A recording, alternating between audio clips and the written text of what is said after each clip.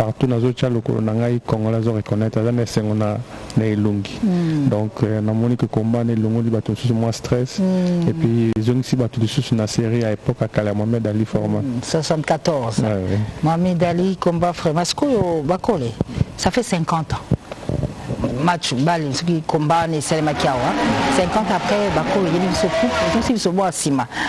Donc c'est moi Sengo na ya Kala na sikoyo suite. Après Bitumba Biboto Beti Kunasko comment ni etika les sous ba négociation zo salema de façon que ba tebe ba zo senga na bunda chinois pour chinois ba magnet za mo makasi et abeti la plupart bato ba za makasi mais est-ce qu'on a des amis à Tassiko avant de mettre na plateau on a vu appel à numéro 1 en Boka président Fati a insisté toujours que prochain combat dans le Congo après c'est déjà fait vers équipe na Zoya pour sur le total comment organiser combat na Raphaël donc prochain combat ya Bakole à la Kinshasa comme ça et coïncider pe kitoko 50 ans après tout qui carte Tata Raphaël c'est comme cela les Salimaka parce que tu es biquelaire va préparer à Ali Freeman le président Mobutu organisé un festival beaucoup de musique à Makassi. Il y avait Luamba Betaka, Rochero, Betty Masikini, Myriam Makeba, James Brown, Sosoliso, parce qu'on balance que toi là-bas Fali, tout ça là-bas Ferre, tout ça là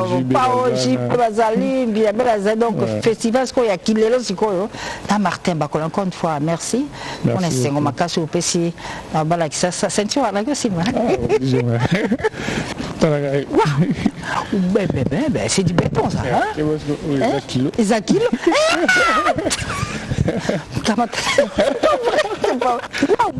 En tout cas, Bakole, félicitations. Merci beaucoup. Moi, il va se poser pour la bisolelo. Dengue Balandi a carré vérité ballon d'abis à travers le monde. Mon champion en live. Merci beaucoup pour recevoir un sport témé, recevoir un honneur tout.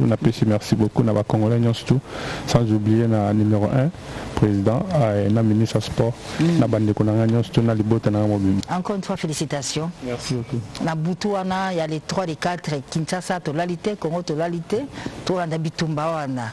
Alors on est ba liko fiona. Bakole. Droit wana. Les tout rango yokandene. Tu peux préparer un entraînement. Donc, tu peux préparer qu'on peut changer à moko à comme gaucher, droitier. Les là qui soit changé comme gaucher. Au Suisse, tu m'as 40e round. 5e round. Match ici. Alors, bah, Bibundelo mi balo là tu es l'accéline. Organiser pour l'accès chef de l'État en Ezani. Et là, bah titre au Toganiaki, une soirée. Ezaki aye. Après que bête a une de boto là qui a un tout qui n'a pas belle. Ok. Martin Bakol. L'isolo on a ya. L'isano bibotu. Le alingala boxio bandi ango na bomwana. Olanda ki lokolo yana. Lipo na biko zape na. Grand frère. Grand frère Ilunga Makam. Il est pas. Il y a zo continuer bien comme organiser ba boxe le lo. Il est indien. Ils ont continué mais en même temps ils ont organisé ba combat surtout organiser qui combat na ya trophée Makabu et ils ont envisagé que la promoteur pour promouvoir banana fondation na.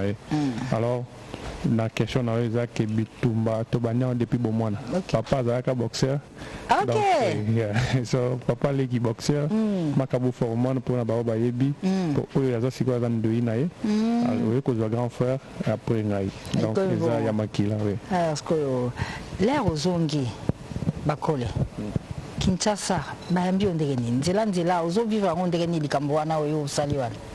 En tout cas, il y a des personnes qui merci. Tous les Congolais partout dans le monde. Nous avons vraiment des communes qui ont misala batiki baiko ya marana aéroport.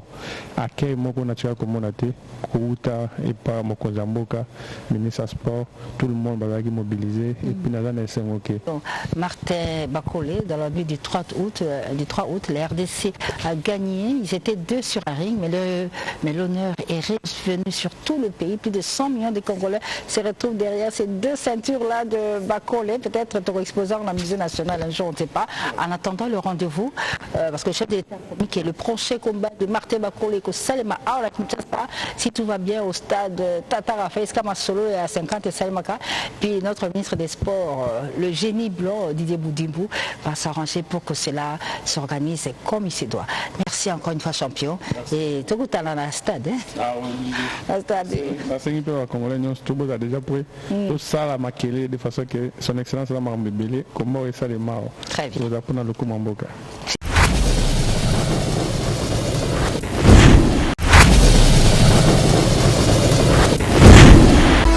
Babina Sali Pomulingani Tanga Masolo boucle. Babina Sali Pomulingani Tanga Masolo boucle.